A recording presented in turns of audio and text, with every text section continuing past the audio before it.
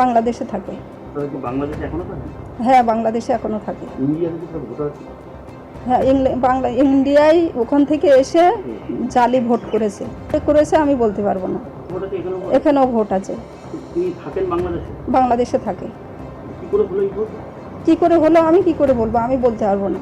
এখন যদি ও তো বাংলাদেশের নাগরিক বাসিন্দা, তাহলে এখানে যদি বাংলাদেশের বাসিন্দা হয়ে পাসপোর্টে এসে এবার এখানে যদি ভারতে যদি সে ভোট হয় তাহলে সেটা তো জালি ভোট হবেই। দেখুন, 7 নম্বরে আমরা দুটো অভিযোগ করেছি, সোহরাব তরফদার আর হচ্ছে রহিমা বেগম, যে ওপার বাংলার ভোটার, বাংলাদেশের ভোটার, বাংলাদেশের নাগরিক, এখানে এসে পাসপোর্টে বাগদার বিধানসভার অন্তর্গত সিনজানি পঞ্চায়েতের নলডুগরি বুথে আজকে তারা ভোটার হয়েছে।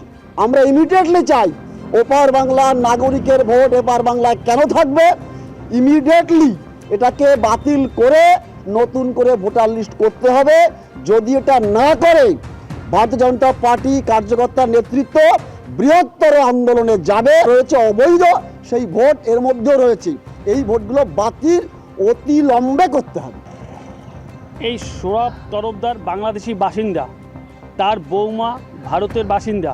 তার বৌমা প্রাথমিকভাবে আমাদের জানায় যে আমার শ্বশুর শাশুড়ি বাংলাদেশের বাসিন্দা, তারা ভারতে এসে টাকার বিনিময়ে ভোট করেছে এবং আধার কার্ড করেছে। বর্তমানে বাংলাদেশে আছে এবং বাংলাদেশের বাসিন্দা। হ্যাঁ, ভোট আছে, বাংলাদেশের পাসপোর্টও আছে, পাসপোর্টেই ভারতে যাতায়াত করে।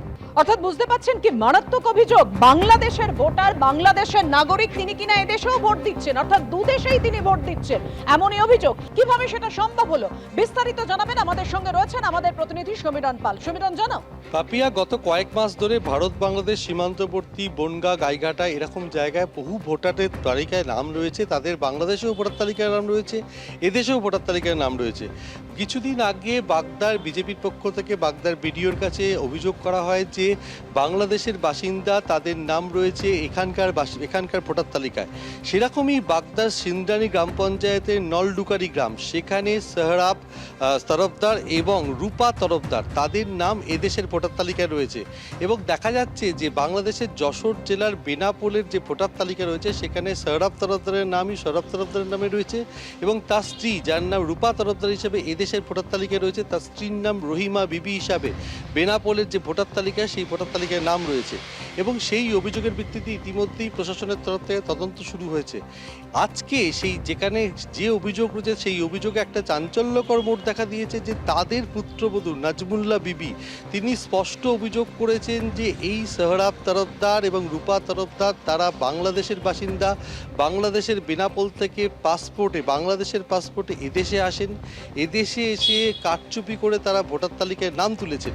তারা আদতেই বাংলাদেশের যশোরের বেনাপোলেই স্থায়ীভাবে বসবাস করছেন। অর্থাৎ যে অভিযোগ বিজেপির তরফ থেকে করা হয়েছিল তাতে মান্যতা দিয়েছে তাদেরই পরিবারের সদস্য, তাদেরই পুত্রবধূ, যিনি বাগদার সিন্দ্রানী গ্রাম পঞ্চায়েতের নলডুকারি গ্রামের বাসিন্দা। তিনি স্পষ্ট জানাচ্ছেন যে তারা কোনোভাবেই ভারতে বসবাস করেন না, কিন্তু তারা বেআইনিভাবে এই দেশের ভোটার তালিকায় নাম তুলেছেন, তাদের পুত্রবধূ সেটা স্বীকার করেছে। তৃণমূলের তরফ থেকে যেটা বলা হচ্ছে যে গত কয়েক মাস ধরে তাদের দলের তরফ থেকেও বিভিন্ন জায়গায় স্ক্রুটনি করা হচ্ছে, অনেকেরই নাম ভোটার তালিকায় রয়েছে যাদের বাড়ি বাংলাদেশে, এক্ষেত্রেও থাকতে পারে এবং গোটা বিষয়টি প্রশাসন তদন্ত করে দেখবে। কিন্তু প্রশ্ন হচ্ছে, একেবারে ভারত বাংলাদেশ সীমান্ত লাগোয়া এই সমস্ত এলাকায় কি করে বাংলাদেশের নাগরিকরা তারা বাংলাদেশের পাসপোর্টে এসে এদেশে তাদের ভোটার তালিকায় নাম তুলছেন? অর্থাৎ সেক্ষেত্রে কোনো চক্র সক্রিয় আছে কিনা সেটা প্রশাসনের তরফ থেকে তদন্ত করে দেখা হচ্ছে। কিন্তু বিজেপির পক্ষ থেকে স্পষ্ট অভিযোগ করা হচ্ছে যে ভোট ব্যাংক সক্রিয় করার জন্য, ভোট ব্যাংক মজবুত করার জন্য এইভাবে বাংলাদেশি নাগরিকদেরকে, বাংলাদেশের পাসপোর্টে আসা বাংলাদেশি নাগরিকদেরকে